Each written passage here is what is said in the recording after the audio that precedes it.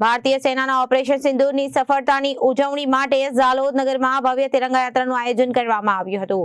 આ યાત્રામાં મહેશ ભુરિયાની વિશેષ આગેવાનીમાં તિરંગા યાત્રાની શરૂઆત ભરત ટાવર અને વિધાનસભાના ધારાસભ્ય મહેશ ભુરિયા સહિત મોટી સંખ્યામાં આસપાસના દેશભક્તો ઉપસ્થિત રહ્યા હતા।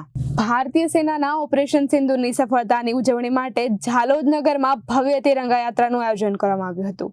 આ યાત્રામાં મહેશ ભુરિયાની વિશેષ આગેવાનીમાં તિરંગા યાત્રાની શરૂઆત ભરત ટાવરથી વિધાનસભાના ધારાસભ્ય મહેશ ભુરિયા સહિત મોટી સંખ્યામાં આસપાસના દેશભક્તો ઉપસ્થિત રહ્યા હતા।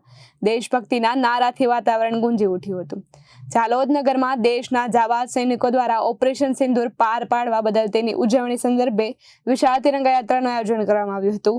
ઝાલોદ નગરના ભરત ટાવરથી તિરંગા યાત્રા શરૂ કરવામાં આવી હતી, જેમાં યાત્રામાં દેશભક્તિના ગીતો સાથે ઝાલોદ નગરમાં કાઢવામાં આવી હતી, જેમાં માજી સૈનિકો પણ જોડાયા હતા અને દેશભક્તિના નારા લગાવ્યા હતા।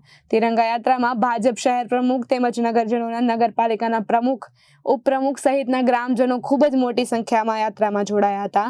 આસપાસ ભારતીય સેનાના આતંકવાદ વિરુદ્ધ કરેલી કામગીરીથી દેશનું ગૌરવ વધ્યું છે।